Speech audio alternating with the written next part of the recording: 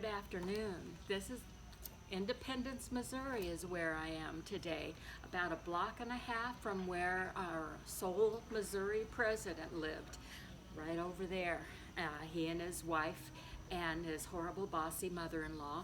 My name is Cheryl Harness. You've probably seen some of my artwork if you have the chance, and I hope you do, come to beautiful Mankato, Minnesota, which we Betsy-Tacy people know is Deep Valley, Minnesota. If you go there, you might see one of my Betsy-Tacy coloring books. I have with Betsy and Tacy and Tib on the cover, and here they are in high school on the back. And there's a whole lot of pictures that you can color, and you have my permission. Don't even think you have to stay in the lines. But so I started coloring one of the pictures. You might know this scene from chapter, is it 3, in the first book in the series of Maudie Hart Lovelace's wonderful books about her growing up time. And so today I will be reading chapter 7, art major, from the first book in the series of the charming Betsy-Tacy books. This is chapter 7 of the very first book, and if you followed previous episodes, you know that this book was published in 1940, right before we were attacked at Pearl Harbor and the Second Horrible War began. This book was written and thought up way before I was born, and I'm old.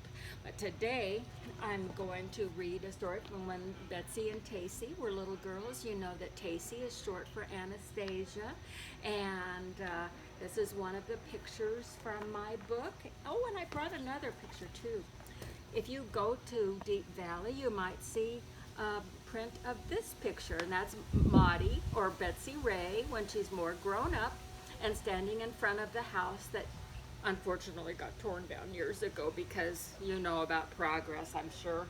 So today, no more yammering from me. I'm going to read you chapter 7, Playing Paper Dolls.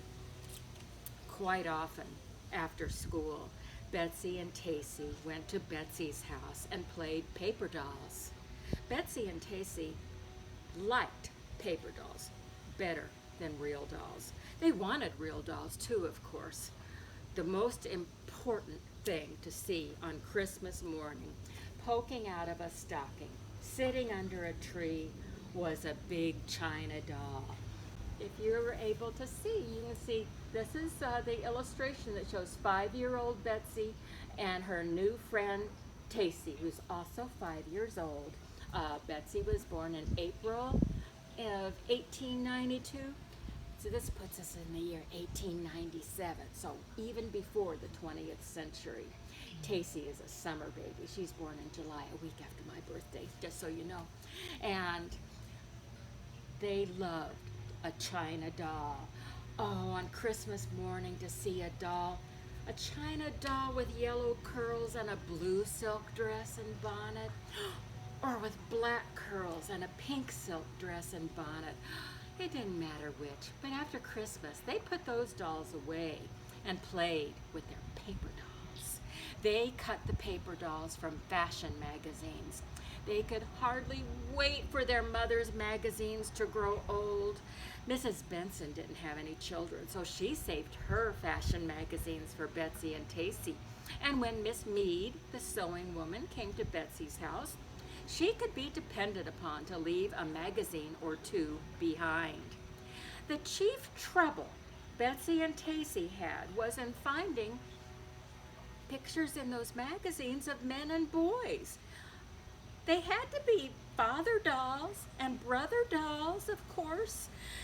The tailor shops had men's fashion sheets, but those fashion sheets, well, they were hard to get. But then Tacy's brother George worked next door to a tailor shop. He told Mr. Baumgarten, the tailor, that his little sister Tacy liked those fashion sheets, And after that, that nice Mr. Bumgarden saved all of his fashion sheets for Tacy, and Tacy divided them with Betsy. The dolls were not only cut from magazines, they lived in magazines. Betsy and Tacy each had a doll family living in a magazine. The servant dolls were kept in a pile between the first two pages. A few pages on was a pile of flat father dolls, and then came the mother dolls, then the 16-year-old young lady dolls, the 10-year-olds, the 8-year-olds, the 5-year-olds, and the babies. Those 5-year-olds were the dolls that Betsy and Tacy played with after school, because they're 5. Betsy and Tacy stopped in at Tacy's house to get her magazine and eat a cookie. Then they went across the street to Betsy's house, and when Betsy had kissed her mother, and both of them had hung their wraps in the little closet off the back parlor, Betsy brought out the magazine in which her doll family lived. "Shall we play here beside the stove, Mama?" she asked. "Oh, yes, that would be a good place to play," said Mrs. Ray. And it was. The fire glowed red through the isinglass windows of the big hard coal theater. It shone on the wild horses' heads, which ran in a procession around the shiny nickel trim, the shiny metal trim. Up on the warming ledge of the stove, the tea kettle was singing. Underneath the stove, on the square metal plate which protected the green flowered carpet, Lady Jane Grey, the cat, was singing too. Like that. She opened one sleepy eye, but she kept on purring as Betsy and Tacy opened their magazines. "What shall we name the 5-year-old today?" Tacy asked Betsy. The 5-year-olds were the most important members of the large doll families. Everything pleasant happened to them. They had all the adventures. The 8-year-olds, as you may remember, were the ages of Betsy and Tacy's bossy big sisters. They lived very dull lives, and they were always given very plain names.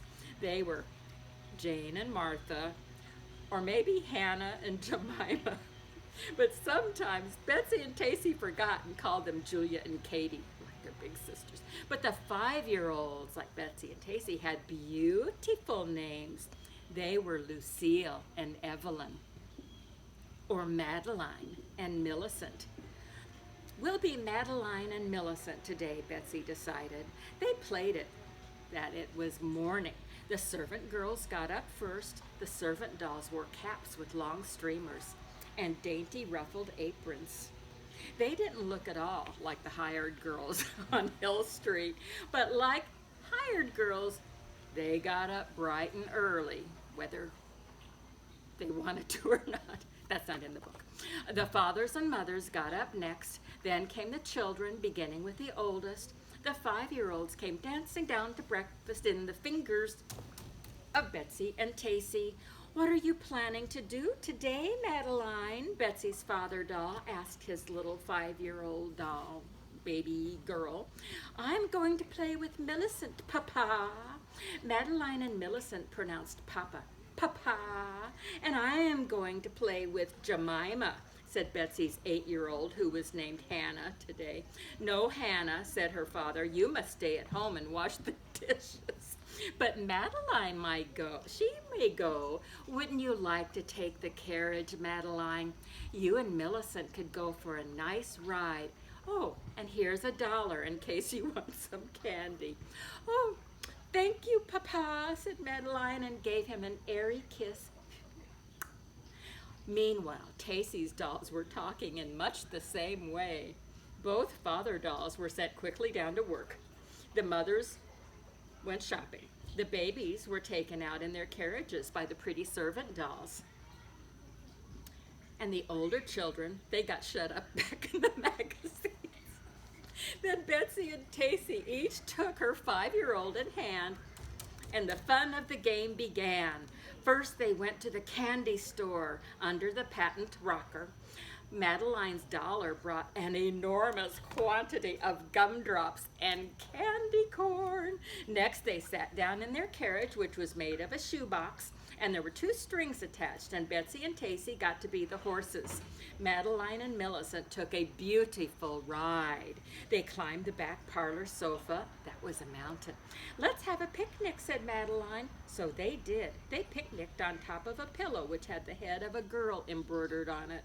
They swished through the dangling bamboo curtains which separated the back parlor from the front parlor, and in the front parlor they left their carriage again and climbed a piano stool, a merry-go-round, and of course they had a ride. And after calling on Mrs. Vanderbilt, who lived behind the starched lace curtains at the front parlor window, and Mrs. Astor, who lived under an easel which was draped in lovely purple silk, they slipped by way of the dining room into the back parlor again. And here you can see that back parlor and that stove with the fancy glass windows and the little horses running around on the metal trim.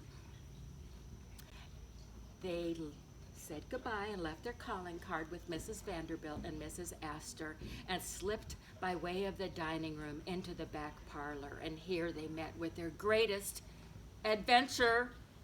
I hope you're sitting down, because the Betsy horse began to rear and snort. "Ah, what's the matter?" asked the Tacy horse. "A tiger!" cried the Betsy horse, and she jumped and kicked her legs, and the Tacy horse began to jump and kick too, and looking about her. "Where's the tiger?" And there was Lady Jane Grey, the kitty cat. She was awake and washing her face. "She's getting ready to eat us," cried the Betsy horse, leaping up on her hind legs. "Help!" cried the Tacy horse, leaping too. They leaped so high that they overturned the carriage, and out went poor Madeline and Millicent on the highway of green-flowered carpet. "We're running away!" shouted the Betsy horse. "Whoa! Whoa!" shouted the Tacy horse, and they ran through the rattling bamboo curtains into the front parlor. Brum, brum, brum, brum, brum. And there they stopped being horses and raced back. They had to be Madeline and Millicent again. And Lady Jane Grey, loved to play with paper. Paper dolls, yummy. She entered obligingly into the game. "He's biting me!" shrieked Madeline. "He's scratching me!" screeched Millicent. The tiger growled and pounced. Madeline and Millicent were rescued just in time, and the father dolls rushed up and seized them and jumped into the coal scuttle. Lady Jane Grey jumped in too and jumped out looking like a black cat instead of a gray one, and Betsy and Tacy, they were scrambling down in the coal scuttle trying to fish out the father dolls before they got all black and like lumps of coal, and because they couldn't spare their father dolls, there was never enough in spite of Mr. Bumgarden the tailor, and Julia and Katie came in just then. Those big sisters came in just then from skating. The opening door brought in a whoosh of winter cold and dark. And they said, "Well, for goodness sake! For goodness sake!" They're all cold, dusty, little, bratty little sisters. They cried it so loud that Betsy's mother came in from the kitchen where she was getting supper, and she goes, "Betsy, you come straight out here and wash and use some soap and a washcloth and warm water from the kettle. You too, Tacy." "Yes, ma'am." And they washed and got all scrubbed up and put their paper dolls back into their magazines, and Katie helped Tacy get into her outside wraps and took her by the hand, and they started to go home to their house. And right at the door, Tacy turned to smile at Betsy, and she goes, "Whoa," instead of goodbye. "Giddy up," said Betsy, instead of "come again." "Whoa, get up, whoa, giddy up," they said over and over. "And whatever are you two talking about?" said Julia and Katie crossly, which was just what Betsy and Tacy hoped they would say. That's the end of that chapter. So long for now.